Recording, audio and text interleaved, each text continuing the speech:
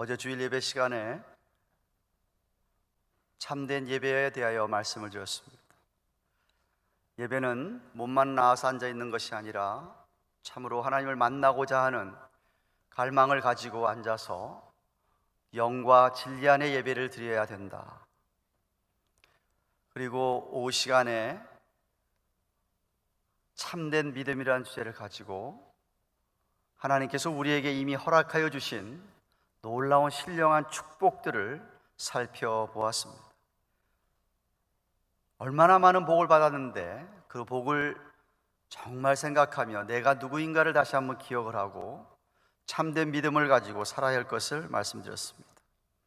오늘 아침 새벽에는 회개하시며 우리가 살아야 할 텐데, 회개라고 하는 것은 그냥 이렇게 하나님 앞에 내가 잘못한 것, 죄진 것을 인정하고 후회하고는 것에 그치는 것이 아니고 정말 깊은 통회와 자복과 함께 그것을 절단하고 버리고 돌아서는 것이, 그리하여 회개에 합당한 열매를 맺는 것이 참된 회개인 것을 말씀을 드렸습니다. 오늘은 참 하나님으로부터 귀하게 부름을 받은 저와 여러분들이 그 엄청난 은혜를 받아서 성령의 전을 이룬 우리 한 사람 한 사람이 모여서 실제로 하나님의 교회, 참된 교회를 이루어가고 참된 교회에서 우리가 어떻게 정말 교회를 섬겨야 하는가를 살펴보기를 원합니다. 많은 교인들이 교회관이 잘못되어 있어서, 혹은 교회관이 비성경적이어서 자기 자신도 어렵고 교회에도 어려움을 주는 경우를 많이 봅니다. 어느 목사님은 예수님께서 이 지상에 계실 때 두 가지 꿈이 있었다라고 말씀하십니다. 한 가지 꿈은 십자가를 짊어지고 끝까지 정말 하나님께 순종하며 나아가는 것이 예수님의 꿈이었습니다. 또 한 가지는 교회였다고 말씀하고 있습니다. 예수님의 생애 전체는 십자가에 초점이 맞추어져 있는데, 그 십자가 때문에 우리 예수님은 어떤 위기나 어려움과 환난 속에서도 그것을 하나도 개의치 아니하시고 정말 포기나 주저함 없이 그 십자가의 길을 계속하시고 결국은 십자가를 잘 감당하셨습니다. 그런데 십자가만큼 예수님에게 소중한 꿈이 있었는데 그것이 바로 교회였다라는 겁니다. 왜 예수님께서 이렇게 교회를 중요하게 생각하시며 교회를 세우셨는가 하면, 십자가의 복음을 주님께서 다시 오실 그날까지 전할 수 있는 유일한 실체로서 예수님께서 인정하시는 곳은 교회라는 공동체밖에 없기 때문에 그렇습니다.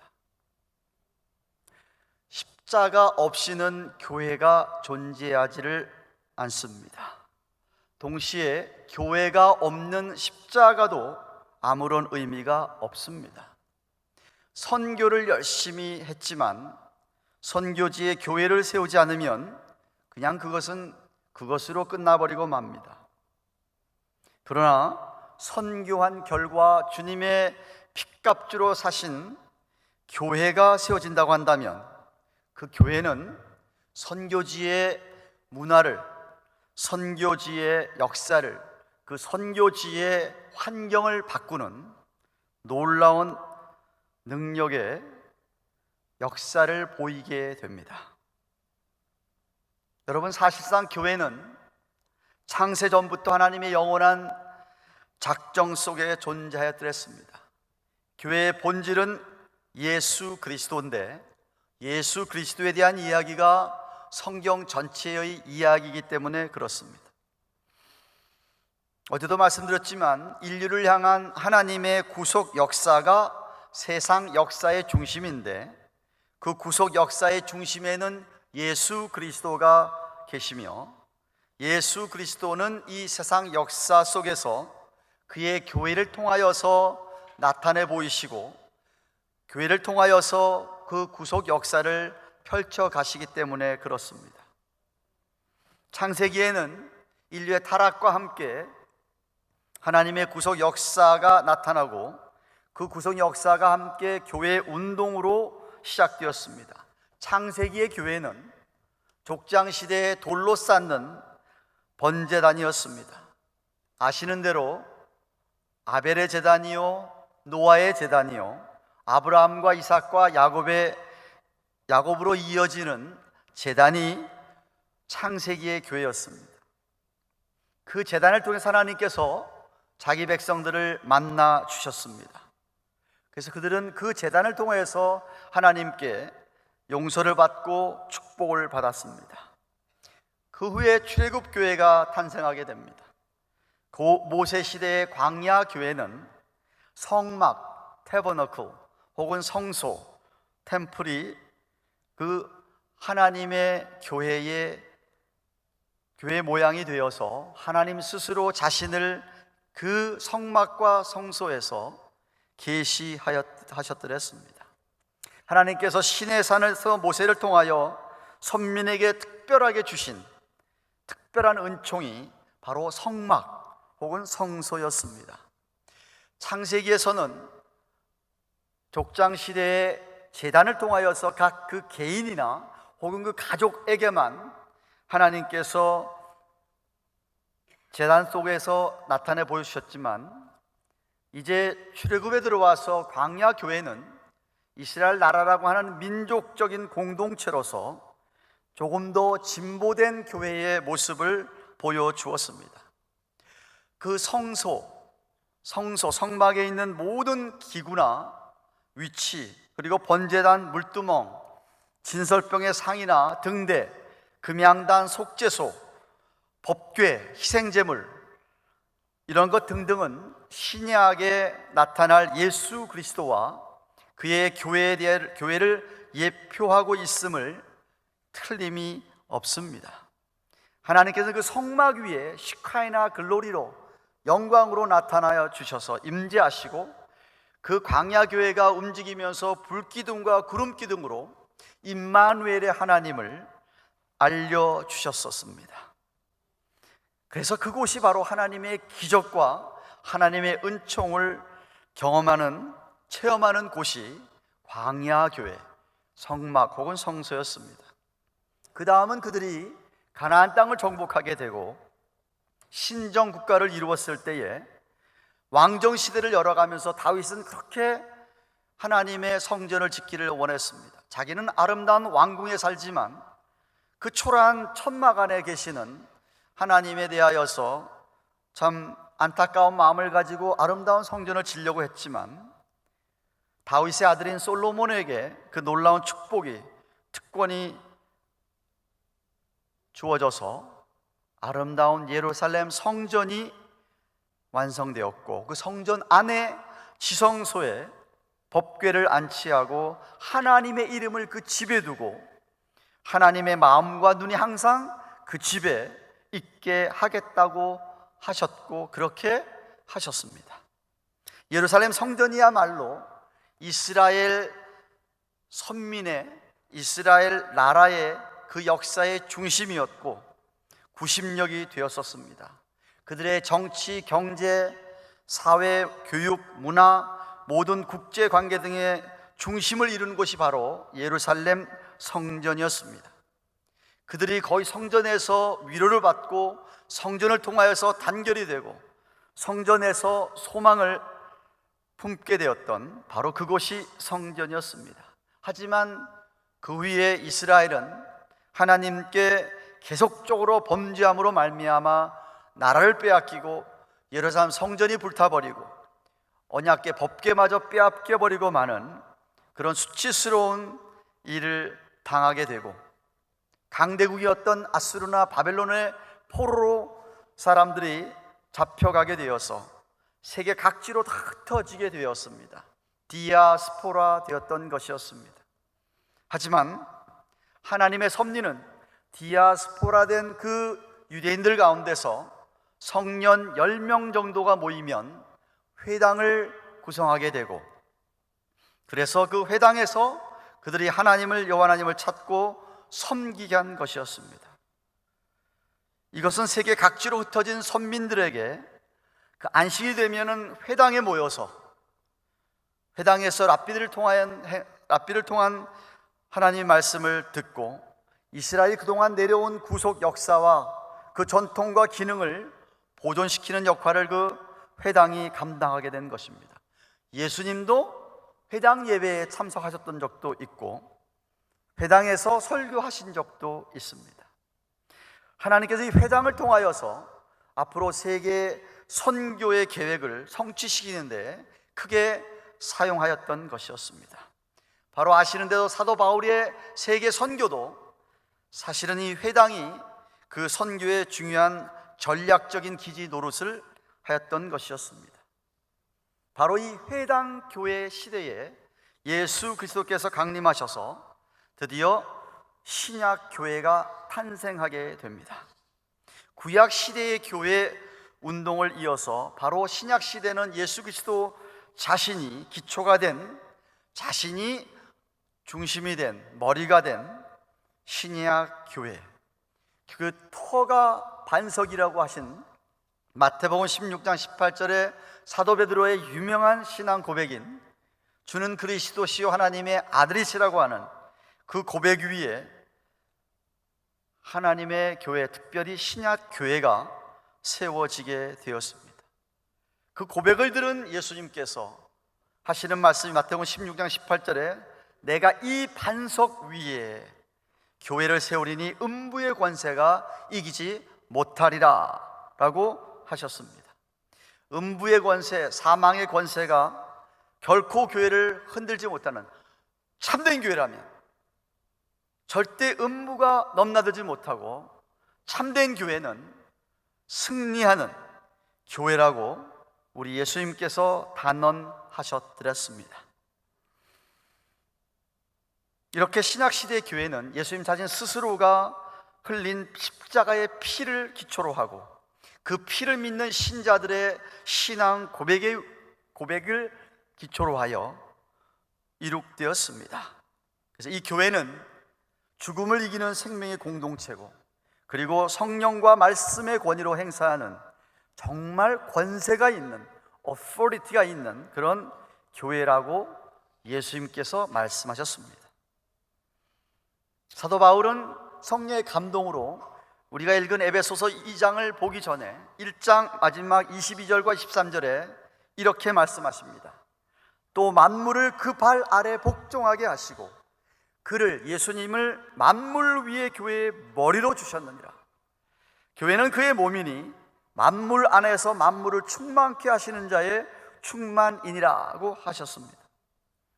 즉 예수 그리스도께서 교회를 주장하시고 교회는 만물을, 온 세상을 통치하며 만물 가운데 이 하나님께서 그리스도가 충만하게 하시고 그리스도는 교회를 충만하게 하시고 교회는 만물을 충만하게 하신다고 에베소 1장 23절은 말씀하고 있습니다. 교회가 만물을 충만하게 한다, 교회가 온 세상을 충만하게 한다는 말은 바로 십자가의 복음으로 온 세상을 충만하게 한다는 뜻입니다. 예수 그리스도께서는 교회로 하여금 성령으로 충만하게 하사 세계 만물을 정복하고 만물을 개혁하고 만물 가운데 복음으로 충만하여서 영광을 받으시기를 원하셨습니다.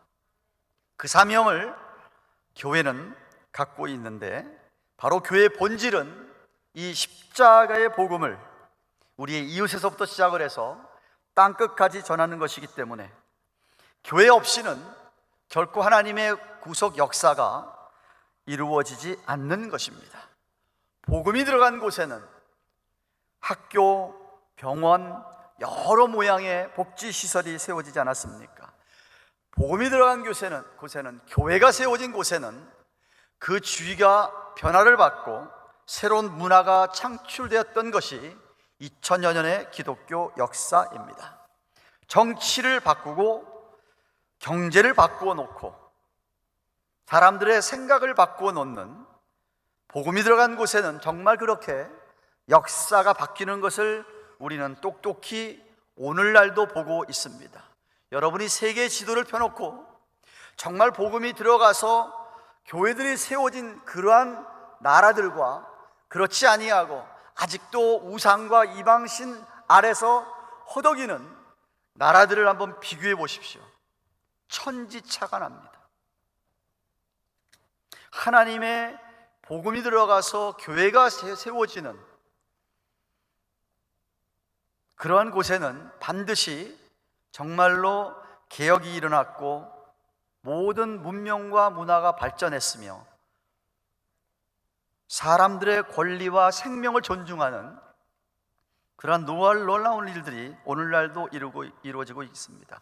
그래서 교회가 예수 그리스도의 꿈이라고 말할 수 있는 것입니다. 교회가 이 세상 역사에, 이 세상 현실에 유일한 주체이기 때문에 그렇습니다.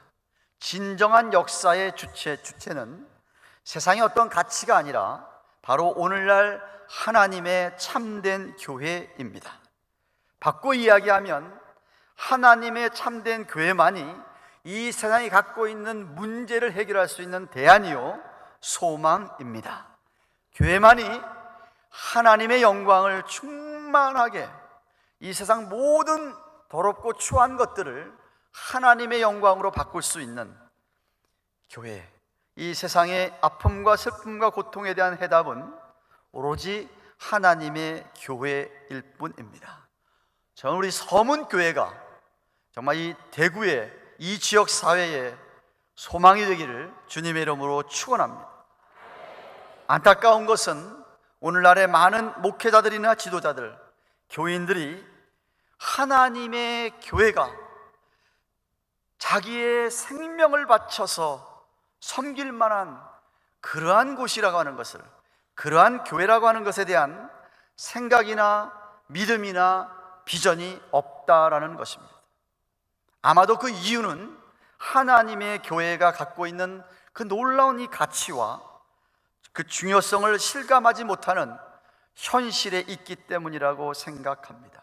마치 결혼이 얼마나 소중한 것인가를 가치를 모르는 사람이 많아서 결혼을 쉽게 깨버리는 부부가 많듯이, 쉽게 이혼을 해버리듯이 오늘날 목회자들을 포함하여서 성도들이 하나님의 교회의 소중한 가치를 모르기 때문에 너무나도 쉽게 교회를 포기하고 너무나도 쉽게 교회를 깨버리고 너무나도 쉽게 교회에 상처를 주게 됩니다. 그리고는 교회 자체에 대하여서 회의마저도 품고 있는 안타까운 오늘날의 현실이 아닌가 생각합니다. 제가 있는 곳에서 약 1시간 정도 내려가면 갈보리 장로교회라는 교회가 하나 있습니다. 월돌프 지역이라는 곳이 있습니다. 토요일날 밤인데 그곳에 제가 아는 저희 고등학교 선배 안수 집사님이 섬기는 교회였는데 그 집사님이 전화가 와서 목사님 큰일 났습니다. 내일이 주일인데 목사님, 저희 교회 담임 목사님이 오늘 저에게 조금 전에 자기가 교회를 그만두겠다고, 내일 예배 안 드린다고 합니다. 이걸 어떻게 하면 좋습니까? 아니 세상에 목사님이 어떻게 내일 주일인데 오늘 토요일 날 그 교회에 무슨 운영위원회가 있다고 하는데 운영위원회가 이메일을 다 띄워가지고 나 내일서부터 교회 안 간다고 얘기를 했다는 거예요. 목사님 예배를 드려야 하는데 어떻게 하면 좋습니까? 그 교회는 미국 교회를 빌려보고 있었기 때문에 제가 가지요. 제가 빨리 예배를 마치고 1시간 한 10분 걸리는 거리를 점심도 안 먹고 제가 가서 오후 예배를 인도했습니다. 그렇게 한 1년간을 그 교회를 제가 섬겼습니다. 후임 목사가 오기 전까지. 얘기를 듣고 보니까 그 교회 운영위원들과 목사님 사이에 마찰이 있었는데 그게 해결이 안 되다 보니까 목사님이 무슨 마음이었는지 모르지만 그렇게 쉽게 세상에 내일 교인들이 와서 예배를 드려야 되는데도 불구하고 자기가 내일 안 하겠다고 그만뒀다 이 말이에요. 교회를 도대체 어떻게 생각하고 계시는 목사님이셨는지, 제가 교회를 개척하게 된 동기도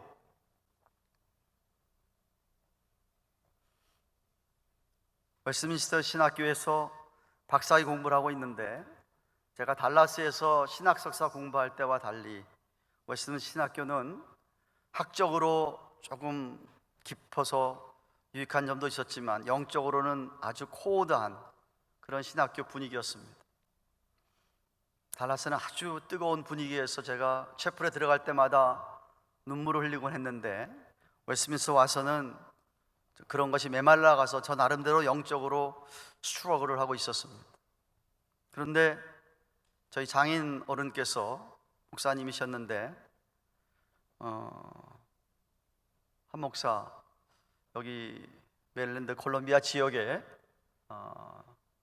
교회가 목사님이 없은 지가 6개월이 됐는데, 가서 좀 한번 설교 좀 하지 그러냐고 그래서 박사학위 한 2년 정도 공부하고 있었다가 가서 설교를 했습니다. 한때는 그 지역에서 큰 교회 중에 하나였던 교회, 어른이 한 150명, 200명까지 갔던 교회가 목사님께서 은퇴하시고 난 다음에 6개월 정도 없는 기간 동안에 교인 수가 줄어가지고 어른이 약 20명, 그리고 대학생들, 청년들, 고등학생들이 약 30명, 그렇게 모이는 교회였습니다. 그러니까 설교를 했더니 금방 거기 장로님 한 분, 목사님 와서 좀 우리 교회를 맡아줬으면 좋겠다고. 저는 목회 경험이 한 번도 없는, 저는 어디서 부목사 역할도 안 해봤습니다. 그런데 저더러 담임 목회를 하라는 거예요. 제가 공부하고 있었기 때문에 별로 이렇게 할 마음 없었지만 그 젊은이들이 너무나도 내가 마음이 아팠습니다. 목자 없는 양같이 유리하는 그 대학 청년들과 고등학생들이 너무 안타까워서 하겠다 그래서 제가 하겠다고 얘기하고 이사를 가서 그 교회를 정말 제 첫 목회지기 때문에 최선을 다해서 섬겼습니다. 한 1년 되니까 교인이 한 6, 70명, 3배로 증가를 했습니다. 어른들이. 근데 1년 지나고 나니까 1년 반 정도 되니까 점점 교회 분위기가 이상해지는 거였습니다. 원래 기득권 20명이었던 기득권 측, 그 오랫동안 그 교회를 섬겨왔던 장로님과 안수집사님이 천하매부지간인데, 그 기득권 세력들과 저 때문에 제가 시작하면서 새로 오게 된 40여 명의 교인들 사이에 이 뭔가 섞이지 못하는 그것이 보이는 거예요. 그러면서 오셨던 분들 가운데서 훌륭한 분들이 교회를 떠나기 시작을 하는 거예요. 가서 신방 가서 왜 떠나십니까? 했더니 하시는 말씀들이, 목사님, 제가 우리 교회를 계속 다니다가는 괜히 목사님을 청빙한 그 장로님하고 안식사가 있는 그 기득권층하고 목사님하고 어려워지게 될 것 같아서 자기들이 먼저 교회를 떠난다면서 하나둘씩 떠나는 거예요. 그래서 제가 이건 아닌데 라고 생각을 해서 그 장로님 딱 한 분이었습니다. 단판을 졌습니다. 이거 어떻게 된 겁니까? 그랬더니 그 장로님 하시는 말씀이, 목사님, 뭐 그렇게 열심히 합니까? 그냥 우리만 다독거려 주면 좋지 않겠습니까? 그러시는 거예요. 완전 기가 꽉 차는 거예요. 그럼 제가 왜 목사가 됐습니까? 딱 한마디 했습니다. 그리고 제가 그냥 사표 쓰고 나왔습니다. 그리고 제가 저희 집에서 한 사람하고 교회를 시작을 했습니다. 23년 전입니다. 교회가 무엇인지를 너무나도 모르는, 아무리 얘기해줘도 모르는 거.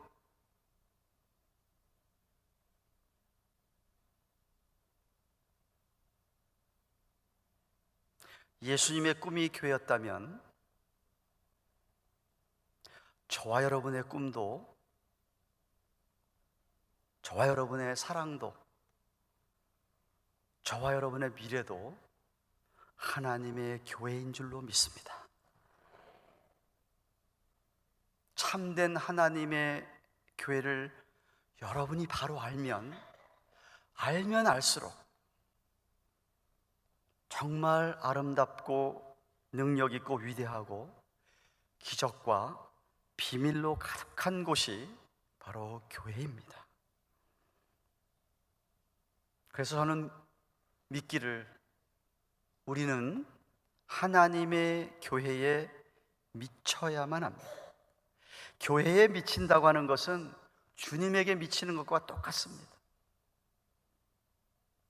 여러분, 주님 사랑하십니까? 정말 사랑하세요? 그러면 교회도 그렇게 사랑하십니까? 어떤 분이 자기 아내 사랑한다고 얘기를 합니다. 아나, 내 아내 사랑해. 근데 내 아내 몸뚱아리는 안 사랑해. 그게 말이 됩니까? 주님을 사랑한다 하면서 주의 몸이 교회는 별로야. 그거는 주님 사랑하는 것이 아니겠지요. 주님 사랑하신다면 교회를 사랑하게 되어 있습니다.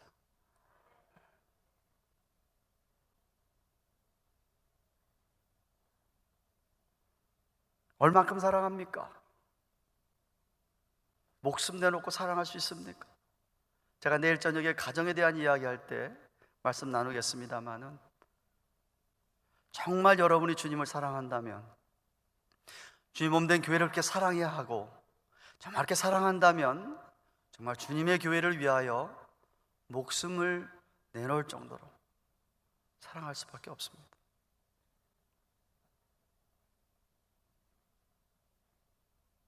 죽을 각오를 하고 교회에 나와 예배를 드리고 섬기고 봉사한다면 우리가 당하는 고난, 어려움, 배고픔 별로 중요하지 않습니다. 하나님의 교회는 고난을 먹고 자라는 곳입니다. 고난 속의 교회는 스스로 자라게 되고 성숙하게 되고 성장해 가는 것입니다. 여러분이 교회를 섬기면서 겪게 되는 어려움들에 대하여서 힘들다고 말하지 맙시다. 어쩌면 당연한 겁니다. 교회를 섬기면서 난 하나도 안 힘들어 있을 수가 없습니다. 여러분, 사랑이라고 하는 것은 힘들어도 사랑 때문에 힘든 것이 힘든 건지를 모르는 게 사랑입니다. 사랑이 식어졌기 때문에 힘든 거예요. 부부가 사랑이 식어졌기 때문에 힘든 거예요. 어려움이 오면 부부가 이렇게 사랑하면 아무리 힘들어도 힘든 게 아니에요. 내 사랑이, 열정이 식어졌기 때문에 힘든 거예요. 고난이 오면 힘든 거예요. 짜증이 나는 거예요. 그만두고 싶은 거예요.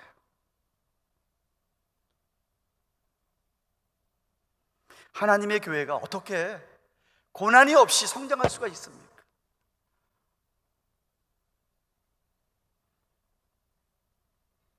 고난을 통과하고 난 다음에 교회는 성장하게 되어 있습니다. 성숙해지게 되어 있고요.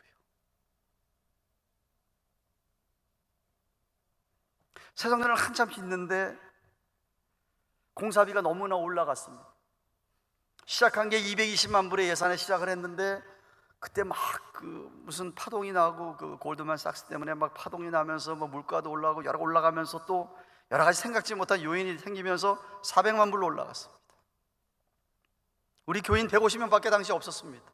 어린이 150명이 헌금하시는 분 70여 명밖에 안 됐습니다. 정말 목사가 다 희생을 하고 3년 동안을 사례를 안 받았습니다. 다 교회 건축비로 다 들어갔습니다. 근데도 이 중간에 모자랐어. 더 이상 융자회사에서는 니들 왜 이렇게 올라가냐, 이상하다. 더 이상 융자를 안 해주겠다는 거예요. 교회가 난간에 봉착을 했어. 8개월 동안 공사하다가 중간에 그냥 쉬어버렸어. 돈이 없어서. 근데 그 어려운 시간에 믿었던 부목사가 장로들과 함께 안수집사 권사를 데리고 나가서 개척을 하는 거예요. 영주권을 다 해주고 교회에서 다 해줘서 영주권 딱 받으니까 2주 만에 찾아와가지고 목사님, 저 교회 개척하겠습니다 그러는 거예요. 근데 제가 너무나 순진해가지고 이 무슨 소린가 했어요. 전혀 몰랐어요. 장로라고 짜고 이렇게 나가는 건 전혀 몰랐어요. 나가겠다 해서 우 목사 왜 그러냐? 교회 성전 다 짓고 나서 교회 부흥하면 나 얼마든지 내가 뛰어서 너 개척 후원해 줄 수 있으니까 좀 기다려라. 그랬더니 완전히 뭐에 씌인 사람처럼 목사님 선으로 악을 갚으십시오 이러면서 나가는 거예요. 그렇게 잘해줬는데 그 다음 주에 보니까 정말로 나갔는데 보여야 될 장로님들이 안 보이는 거예요. 교인들이 몇 명이 안 보여요. 한 20여 명, 30명이 나가서 우리 교회에서 5분 거리에다가 교회를 딱 세우는 거예요. 간판을 걸어. 돈이 없어서 성전도 중단이 됐는데 공사하는 게 기가 같이 차는 거예요.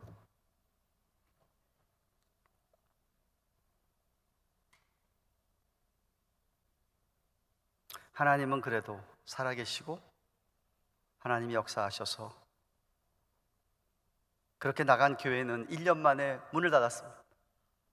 나간 사람들이 4조각이 났습니다. 자기들끼리도 나가 싸운 거예요. 우리로 돌아온 분들도 계시고 다시 하나님께서 그럼에도 불구하고 교회는 다 완공할 수 있게 도와주시고 나 같은 사람보다 몇 배나 많은 교인들이 새성전을 메우고 있습니다. 교회는 고난을 먹고 자라는 것입니다. 고난을 겪고 나면 하나님께서 잘 견딘 것에 대해서 정말 축복하시고 부흥케 하십니다. 저는 오늘날 이 세상에서 가장 모범적인 참된 교회는 저 북한 땅에 있는 지하 교회라고 생각을 합니다. 지난 60여 년 동안은 성경도 없이 그저 쪽복음 한 장, 찬송도 마음대로 못 부르는 예배당이 뭐가 있습니까? 목사가 있습니까? 그렇지만 아직도 존재하고 있는 저 북한의 지하교회, 아마 저는 믿기로 통일이 되면 그들로 인해서 북한 땅이 뒤집어질 것으로 저는 믿습니다. 여러분, 참된 교회를 향한, 이 하나님의 참된 교회를 향한 꿈을, 비전을 품으시기를 주님의 이름으로 축원합니다. 건강한 참된 하나님의 교회는 세상을 바꾸고 역사를 바꾸고 시대를 구원한다고 하는 이 믿음이 여러분 안에도 분명히 자리 잡고 있기를 축원합니다. 여러분, 교회가 살면 세상도 살고요, 교회가 죽으면 세상도 죽는 겁니다. 교회가 부흥하면 세상은 거기서 소망을 갖게 되는 것입니다. 교회는 예수 그리스도의 능력이 나타나는 공동체입니다. 교회는 여러분 프로그램이 아닙니다.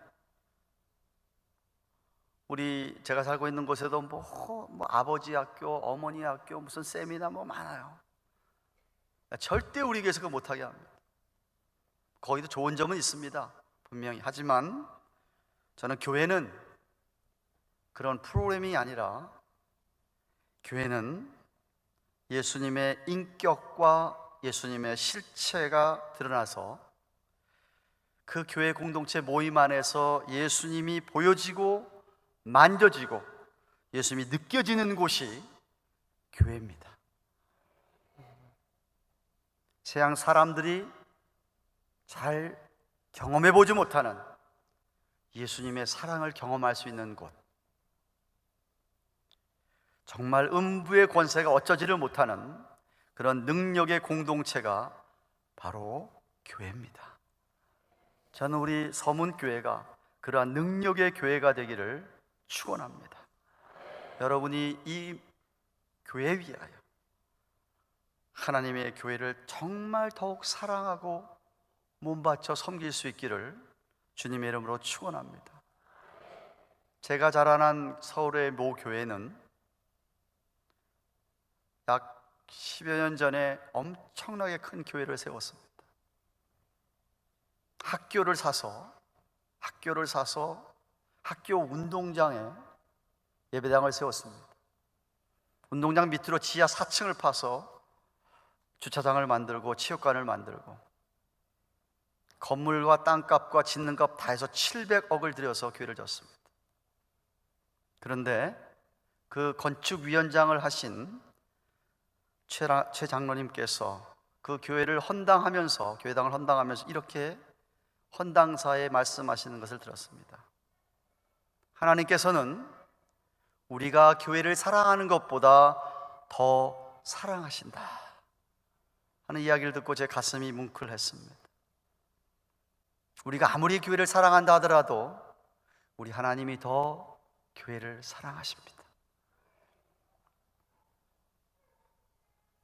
사도 바울은 2장 들어와서 에베소 2장 1절부터 10절까지 에베소 교회 성도들에게, 주로 이방인들이 예수를 믿고 교회를 이루는 에베소 교회 성도들에게, 그들이 예수 그리스도 안에 있기 전에는 어떤 사람이었는데 믿음으로 말미암아 예수를 믿고 난 다음에는 지금 어떤 사람들이 되었다 라는 것을 잘 설명을 하고 그들이 어떻게 구원을 받았는가를 말씀하신 후에 그들은 선한 일을 위해서 지음을 받았다라고 10절에 말씀하셨습니다.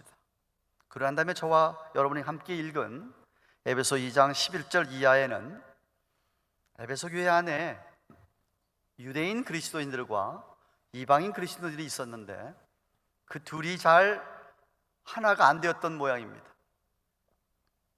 그것을 보고 물론 당연히 유대인과 이방인이라고 하는 것은 진짜 이거는 사회적으로 무슨 문화적으로 전혀 다른 사람, 유대인들은 이방인을 보면 개처럼 취급을 했다고 하니까요, 전혀 다른 부류의 사람들이 예수 믿음 때문에 지금 한 교회 안에 들어와 있기 때문에 사실 같이 하나로 연합된다는 것이 쉽지는 않았겠지요. 하지만 그럼에도 불구하고 사도 바울은 유대인 그리스도인이든 이방인 그리스도인이든 간에 정말 십자가로 말미암아 그들은 하나가 되었다는 것을 강조하고 있습니다. 특히 이방인 그리스도인들에게 너희들의 과거를 한번 생각해 보아라. 그래도 유대인 그리스도인들은 조상석부터 내려오는 하나님과의 언약이 있는데 너희는 뭐냐? 언약 밖에 있었던 사람들이 아니냐? 너희는 할례도 받지 않은 사람들이 아니었느냐? 하면서 이방인 그리스도인들에게 과거의 형편과 현재 어떻게 믿는 자로서의 복을 받았는가를 좀 생각을 해보고 그것이 예수님의 십자가로 말미암았다는 것을 강조하고 있습니다. 성경 보십시오. 11절 12절 보십시오. 그러므로 생각하라. 너희는 그때의 육체로 이방인이요 손으로 육체에 향한 할례당이라 칭하는 자들에게 무할례당이라 칭함을 받는 자들이라. 그때 너희는 그리스도 밖에 있었고 이스라엘 나라 밖의 사람이라. 약속의 언약들에 대하여는 외인이요 세상에서 소망이 없고 하나님도 없는 자이더니라고 했습니다. 사실 과거에 그들은 정말 가진 것이 하나도 없던 사람들이었고 사회적으로도 유대인들과는 어울릴 수 없는 고립된, 소외된 그런 사람들이었습니다. 할례를 받았다고 자랑하는 유대인들로부터 배척을 당하고 완전히 사람 취급도 못 받아서 모욕을 당하는 그러한 사람들이었습니다. 하지만 하나님께서 그들을 찾아주시고 복음으로 말미암아 그들이 그렇게 예수를 믿게 되었다, 그래서 새 사람이 되었다 하는 것을 바울이 지금 강조하고 있습니다. 저와 여러분들이 예수 믿기 전의 옛 모습과 동일한 것이 아닐까요? 모태신앙을 가지고 자라신 분들, 아무리 모태신앙이라 하더라도 하나님께서 여러분에게 중생 체험을 해주신 적이 있다고 저는 생각합니다. 중생 체험한 그런 경험이 없으면 아직도 그리스도인이 아닙니다. 유아세를 받았다 하더라도 여러분에게 정말 중생의 체험이, 성령의 체험이, 구원의 확신에 대한 그 체험이 있어야만 정말 여러분들이 그 전의 삶과 그 후의 삶이 바뀌어진 것을 경험할 텐데, 바로 에베소 지방에서 살던 이 이방인들은 우상 신에게 아데미 여신이라든지 이런 다인의 여신이라든지 이런 우상 신들을 섬기고 살았고, 유대인들로부터 아주 배척을 당했던 처참하게 비참하게 살던 사람들이었기 때문에 그것을 지금 주지시키면서 그런 너희들이 예수님 십자가를 믿고 이렇게 한 교회 안에서 저 유대인들과 함께 한 교회를 이루게 되었다는 것을 생각을 해보라고 말씀하고 있는 겁니다. 저와 여러분들이 예수를 믿기 전의 모습이 아마도 그런 모습이었는데, 이제는 예수님께서 흘리신 십자가 보혈 때문에 죄 문제가 해결이 되어서 그렇게 유대인들과 이방인들이 한 교회 안에서 그렇게 같이 신앙생활한 것에 대하여서 감사하면서 교회 안에서 새 사람이 된 모든 자들은 한 하나님을 찬양하는 것이고 한 예수님을 정말 경배하고 자랑하게 되었고, 그렇게 된 것이 예수님의 십자가 때문에 화평하게 화목함을 이루게 되었다라고 말씀하고 있습니다.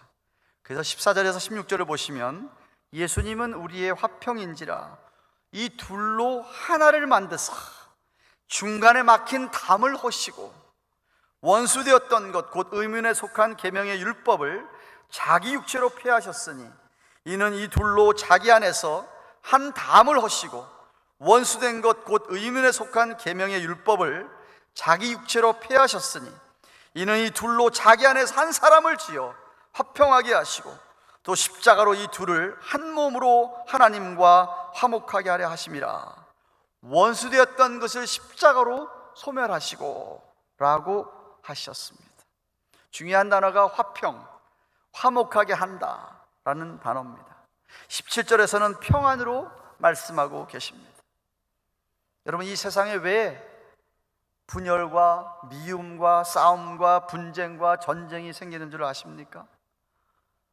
왜 이 세상에 시비거리가 많고 불평이 많고 슬픔과 고통이 왜 있을까라고 생각해 보신 적이 있습니까?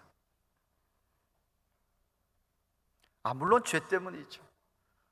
아담과 하와가 지은 죄 때문이지요. 그 원죄로부터 발생하는 모든 죄 때문에 그렇겠죠. 근데 제가 말씀하고 싶은 것은 죄인데, 죄 가운데서 특별히 뱀이 사단이 아담과 하와를 유혹했듯이 사람이 하나님과 같이 되고 싶은 마음, 즉 교만에서 비롯된 것입니다. 우리가 살고 있는 이 세상의 모든 어려움은 죄로부터 온 것이지만 그 죄 중에서 교만의 결과라는 것입니다. 사탄이 그걸 너무나도 잘 알고 있는 겁니다. 먼저 인간은 출신 성분으로 교만이 시작됩니다. 우리는 아브라함의 후손이다 라고 했던 것처럼 한국 사람들은 나는 김해김씨다, 안동권씨다. 자기 자신의 혈통, 가문, 미국 같은 데서는 I'm Caucasian, 나는 백인이다 자랑합니다. 전라도냐 경상도냐 충청도냐 서울 본토백이냐 이런 것이 우리 사회의 갈등을 조장합니다. 당시 유대인들도 마찬가지였습니다. 그렇게 자기들은 선민이다 하는 것을 자랑하며 교만에 빠졌던 것이었습니다. 주님 만나기 전에 사울도 마찬가지였습니다. 히브리인 유대인이 아닌 자들을 무시하며 자기는 베냐민 지파에서 태어난 왕족이라는 것을, 족보를 자랑했던 사울, 바울이 되기 전에 사울이었습니다. 그런 것처럼 인간은 먼저 출신 성분으로 교만이 시작됩니다. 한국의 지역주의, 미국의 인종차별 다 마찬가지입니다. 외부적인 조건을 자랑하고 교만은 떱니다. 그 교만이 욕심으로 또 나타나서 가진 자는 더 가지려고 애를 쓰고 없는 자는 없기 때문에 더 가지려고 애를 씁니다. 서로 더 가지려는 애쓰는 욕망이 부딪히다 보니까 필연적으로 분쟁이, 그 사이에 미움이 싹트는 것입니다. 갈등이 생기게 돼 있죠. 더 높은 자리를 쟁취하려고 하는 열망과 영웅이 되어보려 가는 공명심, 유명해지고 싶은 앰비션, 야망, 이런 것들이 문제를 일으키는 것입니다. 고용주나 고용인의 관계에서도 마찬가지고 국가의 관계에서도 마찬가지입니다. 트럼프가 요즘 주장하는 게 그거잖아요. 우리나라가 먼저다. 국가 이기주의입니다. 교만은 계속해서 더 벌어야지, 더 열심히 벌어야지, 더 높은 자리에 올라가야지 하고 우리를 부추기는 것입니다. 당시 헬라인들은 또 지적으로 너무 교만해서 자기들은 탁월한 철학자를 낸 그런 우리 헬라인 아니냐라고 자기 민족을 무척 자랑스럽게 여기면서 그렇지 못한 사람들을 발베리안, 야만인이라고 이렇게 얕잡아 보면서 그들의 지혜를 자랑했습니다. 그래서 갈라지게 만들고 분열되게 만든 것이었어요. 갈등, 억압, 이런 것들이 생겨났던 것입니다. 오늘날 사회도 마찬가지고 이 참된 교회가 아닌 교회는 그런 것들이 교회 안에까지 들어와서 교회 안에서도 그런 갈등을 조장합니다. 무슨 장로, 집사, 권사가 무슨 계급이냐?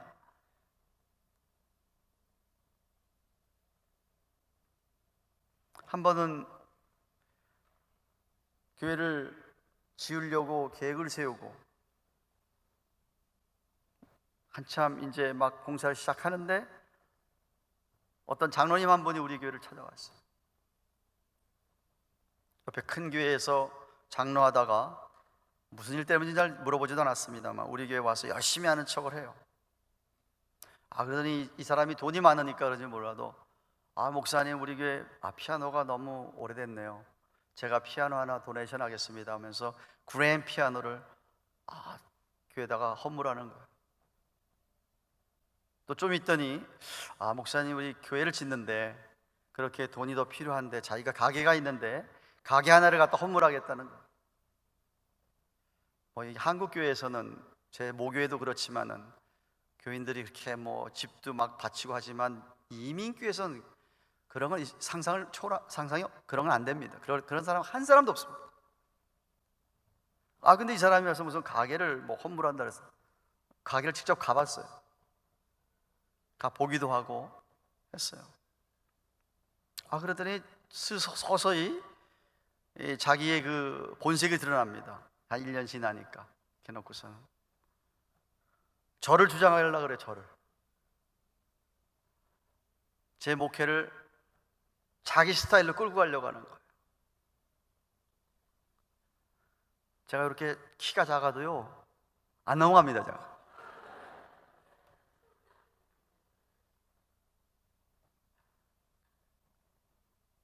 제가 늘 평신도들한테 얘기를 안 하지만 재직회 때마다 얘기를 하는 게 뭐냐면 우리 교회는 누구나 다 올 수 있습니다.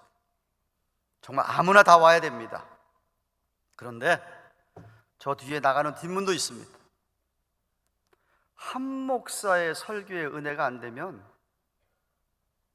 은혜 받는 설교를 듣는 곳에 가셔야 됩니다. 한 목사의 목회 철학이나 방향이 안 맞으면, 못 맞출 것 같으면 자기하고 맞는 목사를 찾아가야 됩니다. 왜 괜히 남아가지고 왜 날 힘들게 하냐.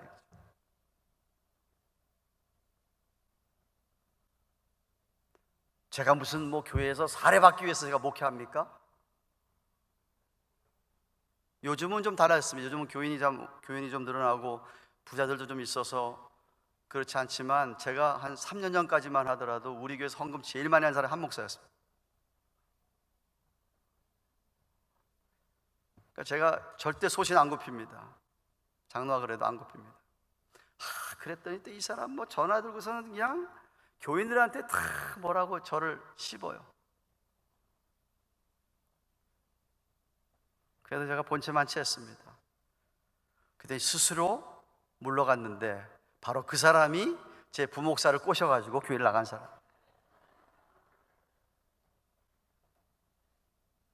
나가서 또 그 부목사 나갔던 사람 데리고 자기 마음대로 안 되니까 또 이렇게 쪼개버린 거고요.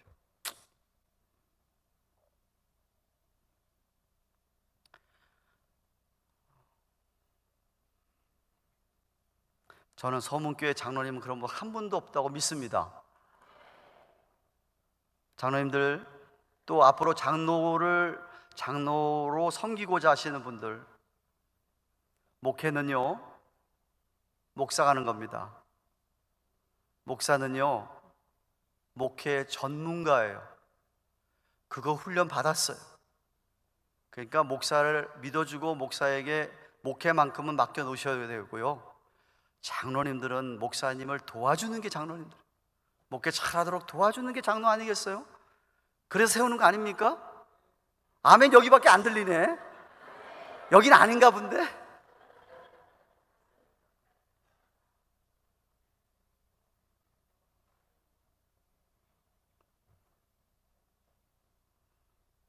물론 목사님 실수할 때도 있겠죠. 저도 그런데. 하지만 적어도 여러분이 믿어주고 뒤에서 서포트 해주면요 됩니다. 저는 여러분이 물론 우리 다 주님의 양이에요. 다 주님의 양입니다. 다 주님의 양이지만 서문교회라고 하는 한 공동체를 하나님께 주시고 우리 이상민 목사님을 담임 목사 세울 때는 여러분이 이상민 목사님의 양인 거예요. 그러니까 이 목사님의 설교의 은혜를 받고 이 목사님 설교에 내가 정말 밥을 먹는 거죠. 밥을 먹으면서 목사님의 목회 방향에 내가 같이 함께 협력을 하고 쫓아가고 도와주는 거예요.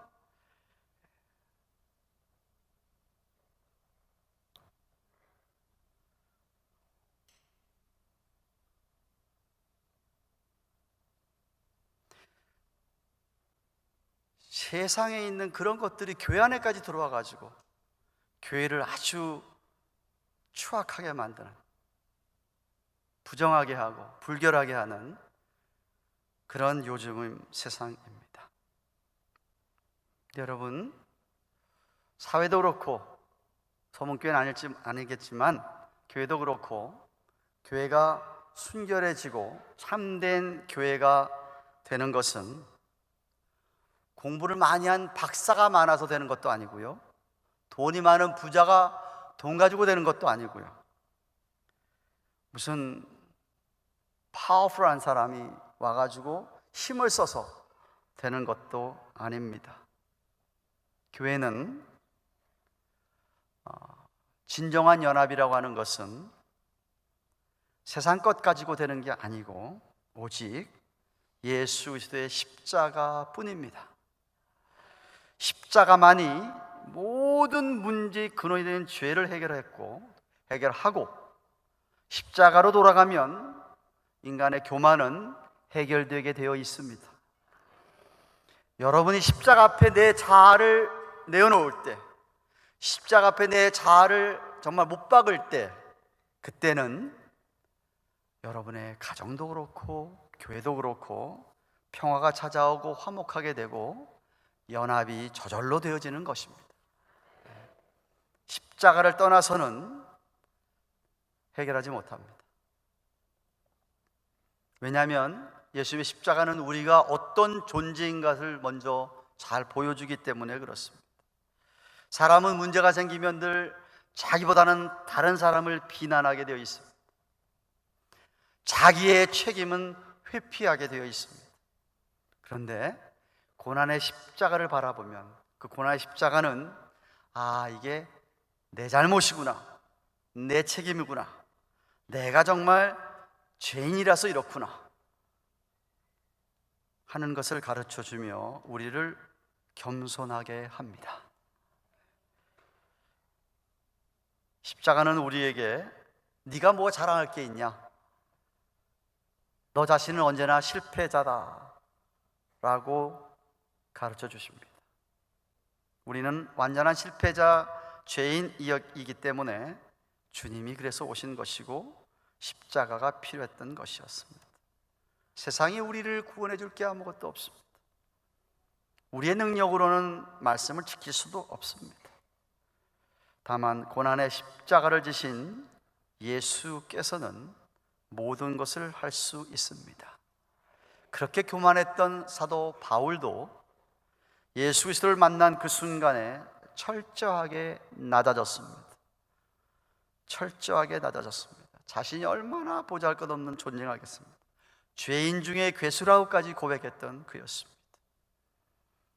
십자가 앞에 자기가 얼마나 부끄러운 존재인가를 깨달았던 것이었습니다.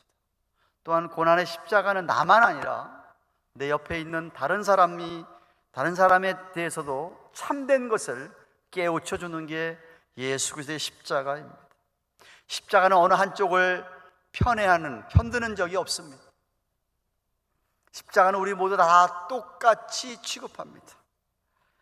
왜냐하면 한 사람도 예외 없이 우린 다 완전한 실패자고 죄인들이기 때문에 그렇습니다.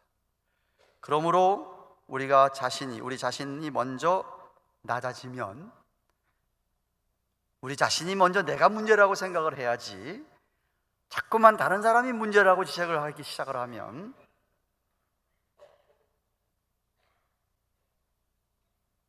갈등과 분쟁과 우리의 하나 되는 것이 깨어지게 되어 있는 겁니다.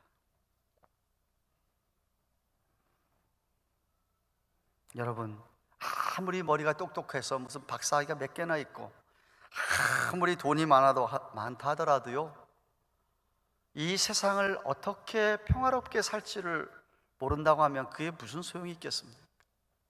그게 무슨 소용이 있겠어요?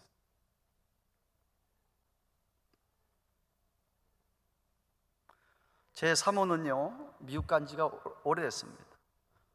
8살 때 미국을 갔으니까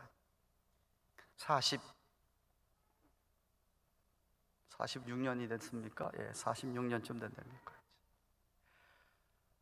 그래서 우리 사모는 가족들이 다 미국에 있습니다. 친척이 한 200명 됩니다. 저는 미국에 아무도 없습니다. 고아입니다, 미국. 저는 전부 또 여기 있습니다. 그런데 우리 처가 친척들 가운데 정말 부자가 있습니다. 집도 맨션에 삽니다. 여기는 물어보니까 아파트 몇 평짜리인데도 몇 억씩 하고, 깜짝 놀랐어요. 근데 미국에서는 정말 200만 불짜리 집이면요, 여러분 상상을 초월합니다. 그런 집에 살아요. 그 남편이 미국에 온 지 그분도 45년 됐는데 용접하는 기술이 있어가지고 다른 사람이 용접 못하는 것까지도 그분은 용접을 해요. 큰 버스라든지 기차 이런 것도 용접을 그분은 해요. 그래서 정말 돈을 많이 벌었어요. 그런데 아무리 돈을 많이 벌었는데도 불구하고 안타깝게도 지금은 그 나이 드신 분들이 헤어져 살아요. 애가 아들 하나 딸 하나인데 딸은 이미 죽었습니다. 아들 하나 있습니다. 그리고 혼자 사는 그분은 우울증에 걸려가지고, 아무리 돈이 많으면 뭐예요? 우울증에 걸려가지고.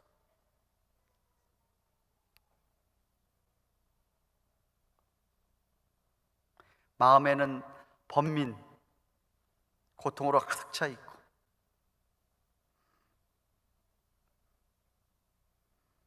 왜 그렇죠? 십자가가 없기 때문에 그래요.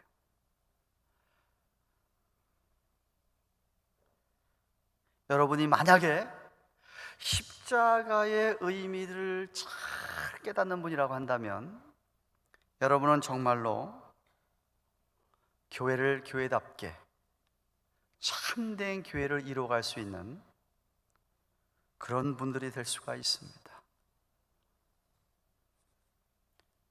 어느 자매의 간증을 들었습니다.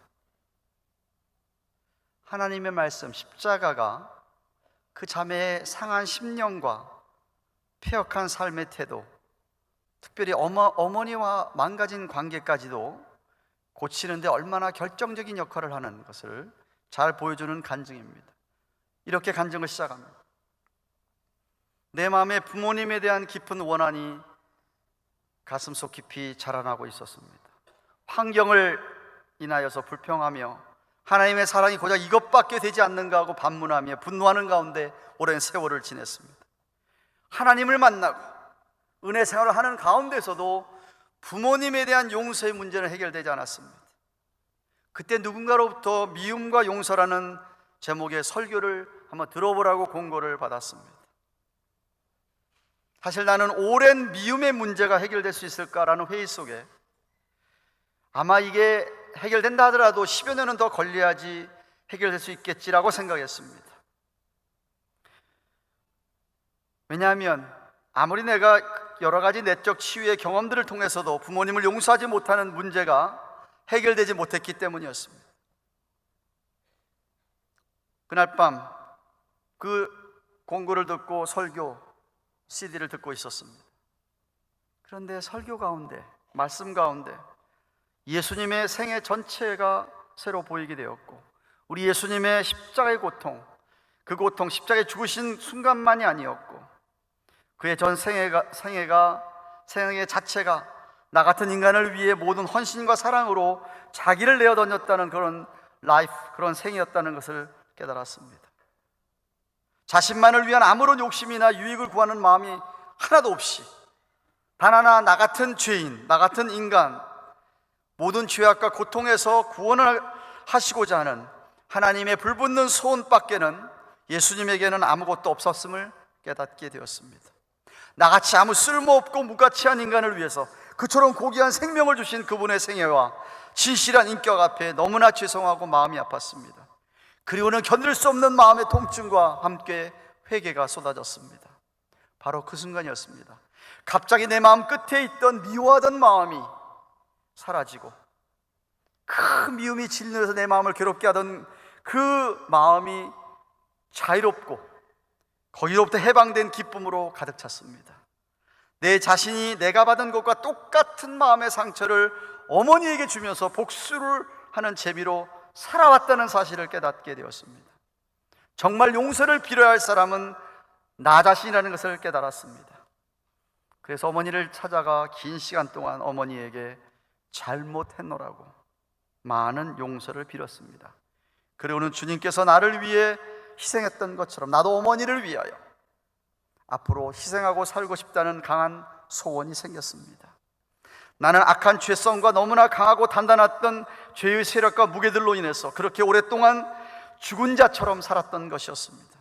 하나님께서 나의 비참함을 보시고 말씀의 검으로 구원해 주시고 죄의 결박을 깨뜨려 주셨습니다.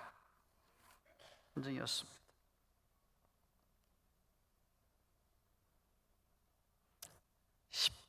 15절에 나오는 새 사람이 의미하는 겁니다.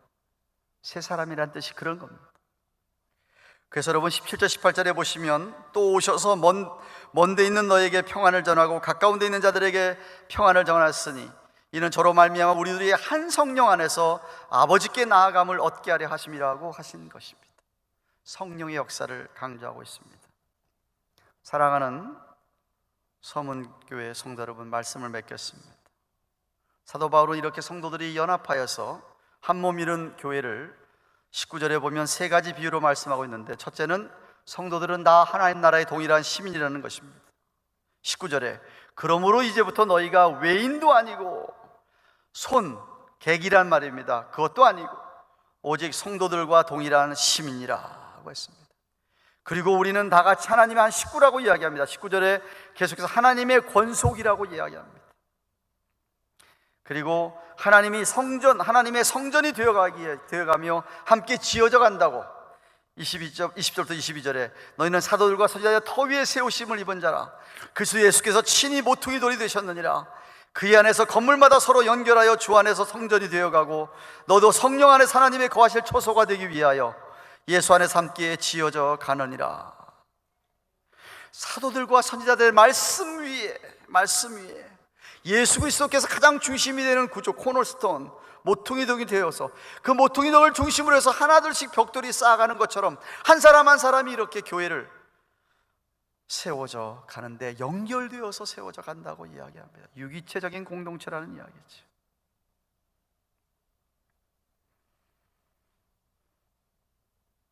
에베소 4장 1절부터 3절에 보면 이런 말씀이 있습니다. 그러므로 주 안에 갇힌 내가 너희를 권하노니 너희가 부르심을 받은 부름에 합당히 행하여 모든 겸손과 온유로 하고 오래 참음으로 사랑 가운데 서로 용납하고 평안에 매는 줄로 성령이 하나 되게 하신 것을 힘써 지켜라 그랬습니다. 잘 들으세요, 여러분. 여러분이 하나 되려고 막 애써서 하나가 되는 거 결코 아닙니다. 뭘 아셔야 되냐면 우린 이미 하나가 되었습니다. 하나가 된 것을 지키라고 얘기하잖아요.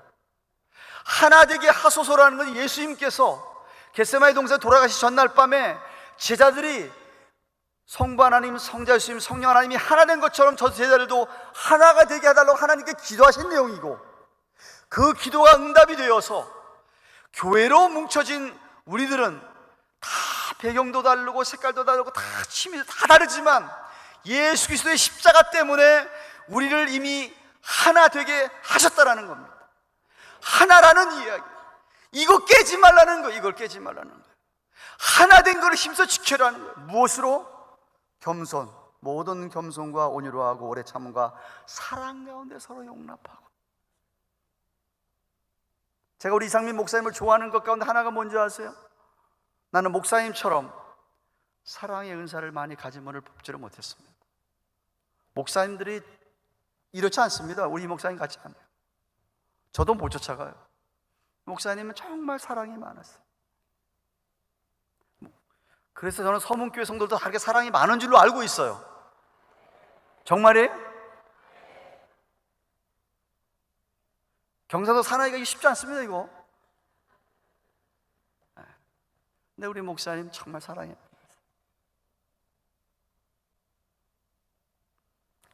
여러분, 이 세상 사람들은요, 누구나 다 본능적으로 어느 사회나 어느 모임에 속하기를 원합니다. 그래서 거기서 참 누군가가 나를 인정해주고 받아주는 그런 모임에 속하기를 인간은 원합니다. 거기서 소외되지 않으려고 애를 쓰지요. 그래서 막 거기서 자기가 주어진 의무를 다하려고 합니다. 한 나라의 시민이 되면 그 나라의 법을 지킬 의무가 그 시민에게 주어지게 되고, 어느 직장에 들어가면 고용인이 되면 그 직장의 법규와 규칙, 목적을 위해서 일을 하도록 되어 있습니다. 운동선수들이 어떤 팀에 들어가면 그 팀에 소속이 되어서 그 팀의 코치의 명령과 운동 규칙을 따라야 할 의무가 주어집니다. 이렇게 이 세상에서는 어떤 형태의 사람들의 모임이든 간에 그 모임에 속한 사람들은 그 모임에서 자기에게 주어진 의무를 감당해야지, 그 의무를 감당하지 않으면 그 모임에서 그런 정상적인 활동을 할 수가 없습니다. 그런데 이상하게 교회에는 교인들이 자기의 의무를 다하려고 하지 않아요.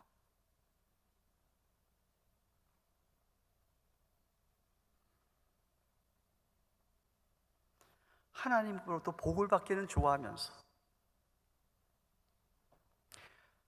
교인들이 마땅히 교인으로서 해야 될 의무, 책임, 헌신,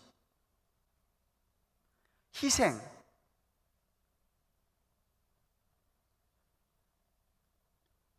모르겠습니다. 서문교회 그런 분이 없기를 바라는데, 제가 있는 교회 지역에서 대형 교회는요, 등록 안 하고 교회에 다니는 사람들이 부직 있습니다. 교회 그냥 와가지고 예배만 보고 가고 예배만 보고 가는 거예요. 등록도 안 하고요. 자기 편한 대로. 왜 그렇죠? 나는 교회에 어떤 의무도 지고 싶지 않은 거예요.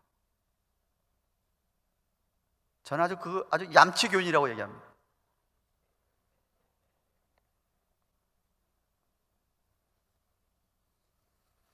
서문교회 교인들은 하나도 예외 없이 정말 교인으로서의 의무를 다하시기를 축원합니다.